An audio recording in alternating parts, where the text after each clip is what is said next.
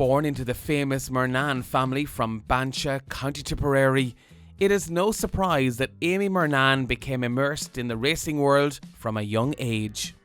I'd say when she was 3 or 4, she never stopped. She always was down in the yard here. She was a sponge to soak in information.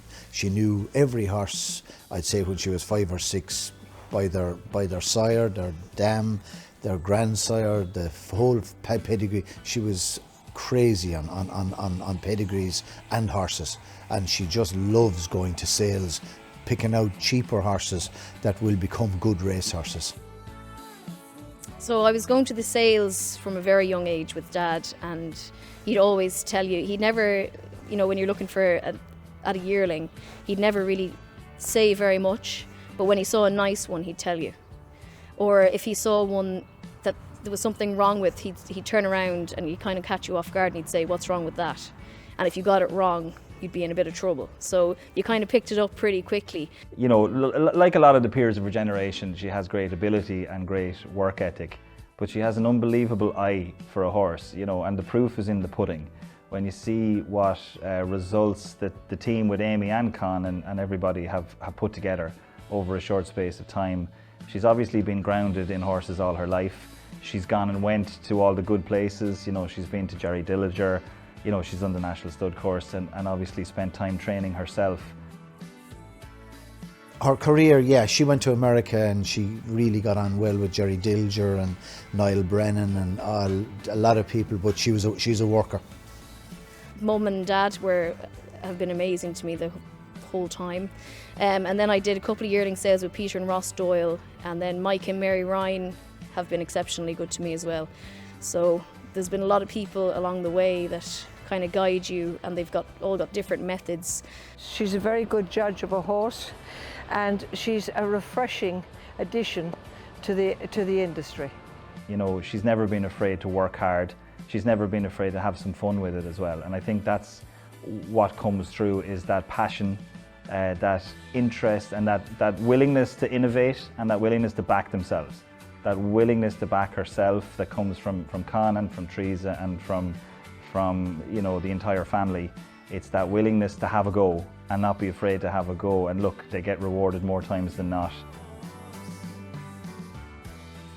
The first foal that I bought in America was a colt by Orb, and I bought him for $15,000 at the November sale, Keeneland November breeding stock sale. Jerry Dilliger kept him for the year, brought him back to September, and he rang me up one day and he said, "Amy, I think this horse is good enough for book 2. So I said, "Jerry, it only costs 15 grand. He said, "Go on, we'll chance it." So anyway, chanced it, sent him into book 2, and he made $125,000. So we were chuffed with that. The first $15,000 that was invested in America was actually, I bought a foal in Goffs in Ireland for 2 grand. He was by Fast Company. Brought him back to the yearling sales, couldn't sell him. So Con said to me, "Pull yourself together," he said, "we'll breeze him." So I said, "That's fine, okay." So we brought him to the Kempton breeze up sale, and he made 20,000, and that's where the 15 came from, to buy the horse in America. Yeah, I think when you can buy at the bottom and sell at the top, that's something that we'd all love to be able to do, and I think Amy has perfected that art over the last few years, obviously with Royal Ascot this year. Gimme the Beat Boys. He was at 2 sales as a yearling. First one, he had a stone bruise. We still loved the horse, and he came back in the October sale in Goffs, and we bought him very cheap. He was only 11,000.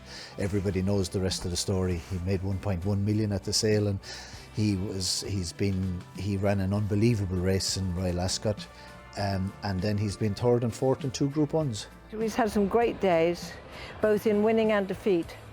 And probably the best day of all was when Give Me the Beat Boys winning the Marble Hill Stakes at the Curragh. Majesty is digging in with no shame again. Give Me the Beat Boys, in between them driving finish. Give Me the Beat Boys!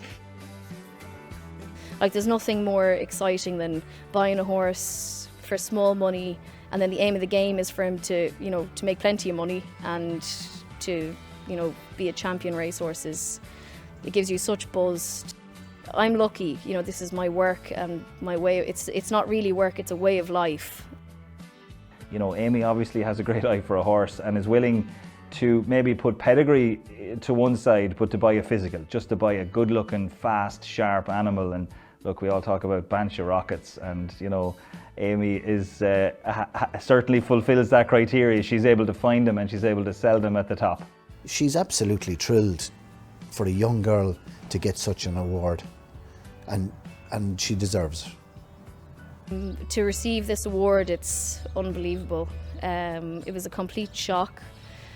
The letter came in the post, and Con obviously opened the letter before I did. So he kind of resealed it. I opened it up, and I was completely shocked. But before Mum passed away, she said to me, "Shell, I don't care how sick I am, I'll be there on the 27th of January." Teresa was so proud of her, and she did unbelievable stuff for her mother before she died. And Olivia and Teresa and myself are very proud of her.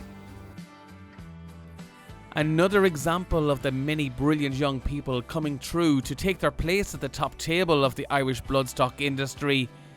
Amy Marnane is a name we'll be hearing a lot more of into the future. No, I'm not really surprised, because she since she was that high, she's gone round the sales with me, and I suppose she learned from the best.